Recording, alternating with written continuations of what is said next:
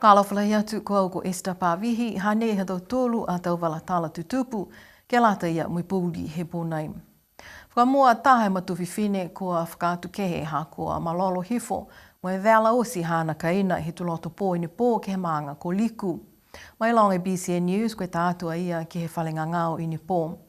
Koe le kua tupu whakāwhu nei, ko liwaki mai e tau manatu tupe tupe he whalu he tau tangata ni no nofu ke tau maanga i tua, ka eke ke whai awhi lahi, kua nāka i whai langomatai e matakau tā mase awhi, ne tātātu ke tau maanga ke langomatai mawhisi ki ai.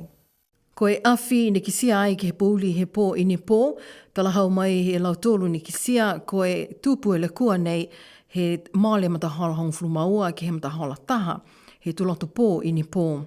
Koe le kua nei ke he kaina he matakainanga ke he maanga ko liku, kua liwaki mai e tau manatu tupe tupe, ke he tau awhi ka tupu ke he tau maanga, mo e mamau mai e tau tulaki mo e matakau tā masi awhi. Ko e tau ua awhi ua furumawhāne vela e taha kaina ke he maanga ko ha kupu ke he tuloto pō. Walonga foki e tau kaina tunga ke he maanga ko namukulu, mo e maanga ko alofi ne vela he tau e kua mole. Ko e mena ne whakalofa ai ha kua naka i whai pale tua, insurance i Niue, ke lata mo e tau le kua pehe nei. Koe ka venga ni ke liu tā langa e tau kaina fua ni he mga whawa. Ke he le kua ne tupu i ne pō, koe matakainanga nei ne tātua e ea ke he whalinga ngau. Kai whakamōli mai e takitaki e whainga hua whalinga ngau mo e malolo sino. Tau se ai e tau sivi ki aia, mo e nākai a toka aia ke he whalinga ngau. Koe aho me, koe taha he tau mga aho mahuinga ke he kālena ngā hua, he kālesia Kerisiano Niue.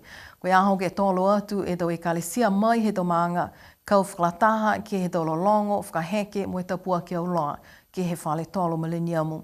Koe aho mahuinga fōki ke lata mo e tau pua fuaki, mai he tau e kālesia ke lata mo e tau ngahua e matapatu e kālesia he motu. Wa tukua e lau tolu, onungo fulu e awhi he tau nei.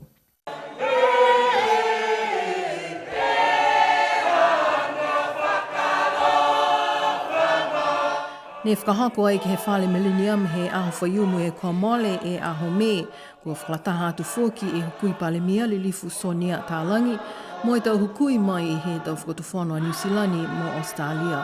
Ko e aho li lifu. Ko tau nanga nei, pe tā puhara ki tau whidau tōre tau reo he tau maanga taki tō taha. Whakauera he mahaki mai Kerisia Niue.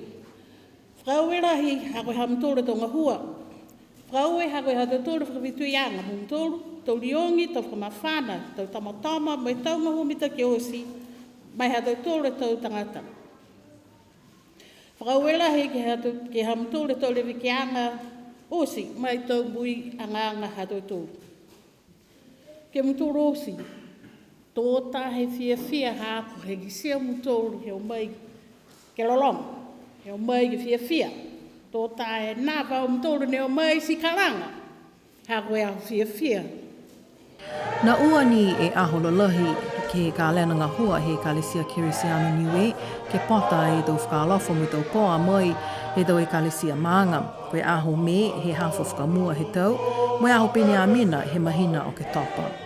Mahuinga whoki ke langona mai he takitaki fōu he ko misi asi hake he kālesia, koe ulu motua he maangua wasele Billy Tālangi. Ana e vilianga kua whakahoko ai ke mahina kua more atu. Ke lata ia mo e langamata ianga. Ke rewe ki he tau koroa nei. Kua poa whakau e mai. Me poa whaki mai e mtoru i tau e Kerisia te ki taha. Mai he tau katofi hui ha mtoru. Ki sia laulahi ke mahara nei. Au e ke whakatuwhano ko pension. Haia ne ngā hua ki ai am tōre tau tupona. Asi tau poa i kiki, kua lalawhi au roa tau tōru ke lata, mo e rive ki anga i ngā hua he tua. Kako i ngā hua ni ka ia tau tōru. Whai puhara ke he whoki na kai. Haia ko misi fōu, misi e tau tōru ke aha. Fuata, po ke hingoa lai, tau ono ki mua.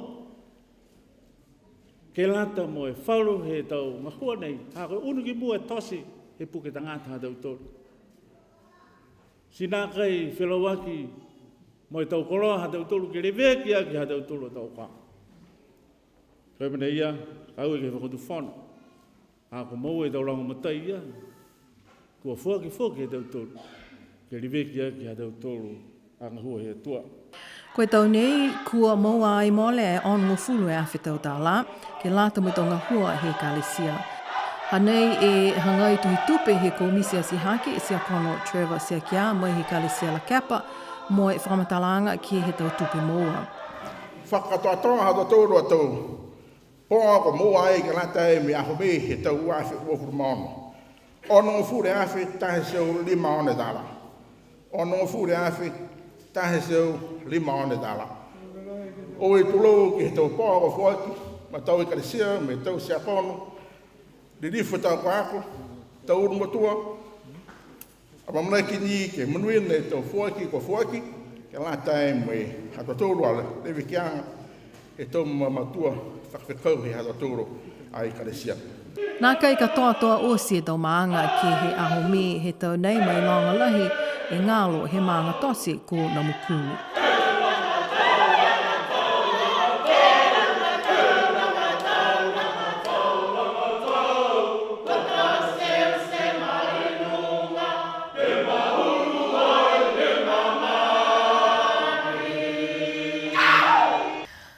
Koe aho ini awhi, aho uafulu matolo mahina masi, koe aho ke whakamanatu he lalolangi e tau whāhinga hua fofua matangi.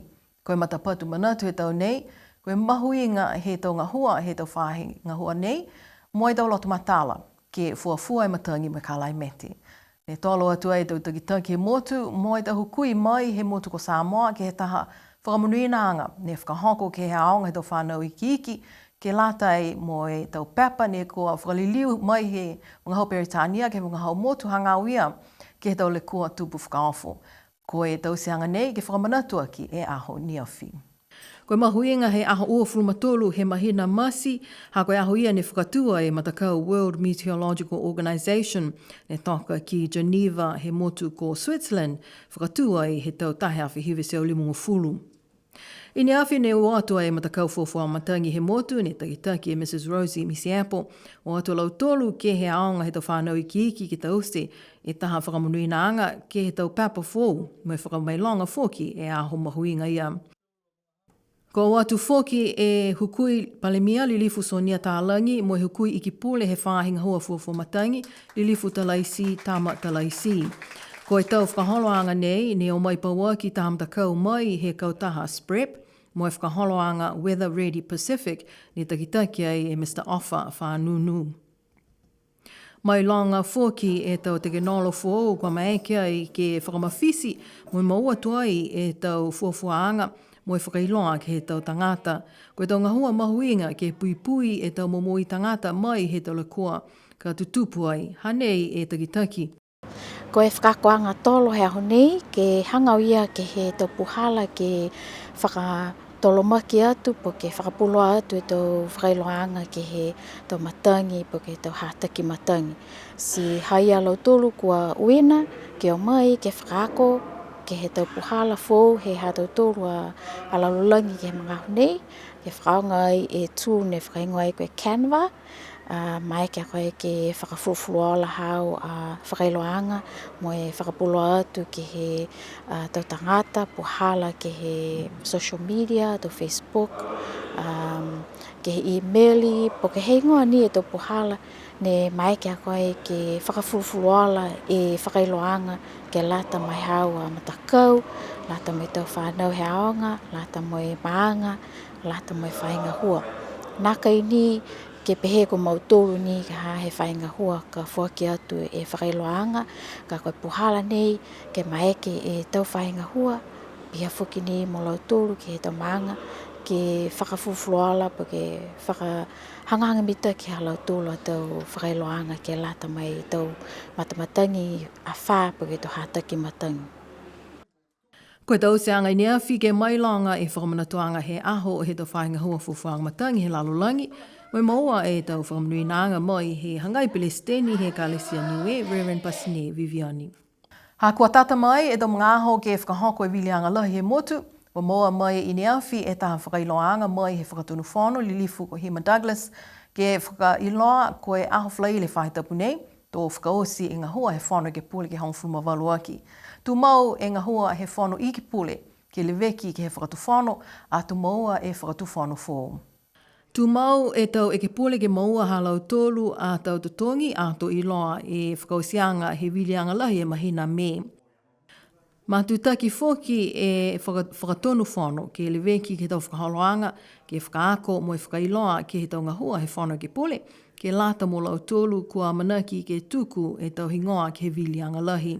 Koe whahi tapu e kua mole ne whakamnui nā e taha pepa fōu hanga ao ke tau puhala ngā hua he whono i ke pule. Koe tau whakaholoanga nei ne whakatupe ai mo e langamatai ki lalo hifo he Pacific Parliamentary Effectiveness Initiative ne whakatupe whakatu whono New Zealandi. Kua manaki ai ke whakaonga e pepa nei ke langamatai mo e whakaako ki alau tolu e tau tangata kua tuku e tau hingoa ke vili ki ai e motu he mahina ha me. Pehe mai e whakatonu whono li lifu Hima Douglas tō whakailoa ki alau tolu nei e tau he tau mga aho ka whakahoko e tau whakakoanga nei, tō hoko e wilianga lahi he au whaiumu aho ua he mahina ha me. Ke lata mo i loanga he tau tangata osi i whalu he tau whakatokaanga mo i tau whakaholoanga ke lata mo tau mga hala vili he motu. Taha mena ne whai tūtala tu mau ki ai, mai he tau tau kua mole, koe hengoa e tau tongi halau tōlu e tau iki pule, pale mia mo i whakatunu whono. Koe tau tongi o sinei, ne whakailoa ai ki loto he whakatu whono tohi, ne whakahingoa whakaperitania, koe civil list, ne ke lata e me tau uawhi hongfuma hiva. Koe tau tutongi he tau lilifu he whono ke pole, tau whakapapahi atu ki he tau tutongi, mo i tau alauni kua lalafi atu ki ai. Koe tau alauni mo alanga taha he tau, ke langamatai ke tau ngā hua he katowhaanga. Kisia ki ai e kehe, mai kamata mai he tau tutongi he eke pole, ke hoko atu ai ke he tutongi he palemia. Ke lata mo i tau mga aho whano whenonga ke he katowhaanga ko e ke pule, tau tutongi ai ua siau e tā la he tahe aho. Ke lata mo i ki pule, koe tōlu siau 5 e tā la he tahe aho, mo i 5 siau e tā la he tahe aho ka whano whenonga e palemia. Ko e ua siau e tā la he tahe aho, ke maua he whakatunu whano ka whano whenonga ai. Hahai ai fōki e tau Overseas Entertainment Allowance ke tutongi ke he ke pule, mo e whakatunu whono ka whinatu whenonga he katowhaanga ko ue seo 5 tā la he taha e whenonga. Ke lata me tau iki pule, me tau eke pule langumatai he iki pule, koe tōlu seo he taha e whenonga, whae seo 5 e Entertainment Allowance he palemia ka whano whenonga. Tō maua fōki he tau lilifu he whono ke pule tau alauni ke whakataua ki e tau mena tui pu e tau koloa tui kua lata. Tō totongi langataha he tōlu e tau, koe whae awhi he lata mo e tau eke pule, whakatonu whono mo e tau iki pule. Le mai awhi he alauni ke lata mo e tau mena tui pu e tau koloa tui he palemia he tōlu e tau. Ke whakaosia ki e walatala tutupu he pōnei, tōlonga e tau hukui mai he tamutakau sipote ne o atu ke he taha whono ne whakahoko e whaitapu e kaha mole. Whai tutaki matakau whoki ne matutaki ki he whono mai he tau motu kehe. Kua hea paua ki he ki pule he whai sipote he motu lilifu sonia taha langi he whono. Ke whai whakatūtalanga mo e liu tūtala. Ke he tau mana tutupu tali mai he whono he tau uawhi o frumatolu. Hanga au ke he tuanga he matakau niska mo e tau huhu he tau matakau sipote he motu. Koe kisia mo e longona ai e tau leo halau tolu ni o atu ki he whanoanga nei. Koe longa e tau huhu he tau tangata ni o atu ki he whanoanga ke lata mo e matakau niska. Ka nāka i whinatu e Palestini he matakau ko maru tālangi ki he whano. Koe hangai Palestini he matakau niska ko Tony Edwards mo e tohi kupu ko Sydney Lui. Whakalataha atu laua ke he whano nei mai he tau mutu kehe. Ka nāka i manako laua ke tali e tau huhu mai matakau niska. Ko e whakaholo anga whono ni e whakailoa toka i whoki e tau manako ke whakatūtala ke he wheua Commonwealth Games ka whakahoko i Glasgow he mahina Iulai he tau nei. Kai nāka i whakatūtala ki ai, ko e mena ia nāka i loa, ko e whai matakau na kai a Niue ke o atu ke Commonwealth Games. Mai longa e manako he iki pule lilifu Sonia Tālangi mo e whakatu whono ke maua e kau whakataha he tau matakau sipote he motu. Kai kisia ki ai, koe oka mo e loa ngai e puhala Ke maua e anga kau whalataha he tau matakau si poti, moi matakau niska. Sipihia e tau walatala tutupu ha tau tolu ke la te ia mea whiawhinei. Liu matutaki mai he pōtulato ke la te ia tau walatala BCN News whaka Beritania. Ka mawehe atu mga honei. Onui ni pō.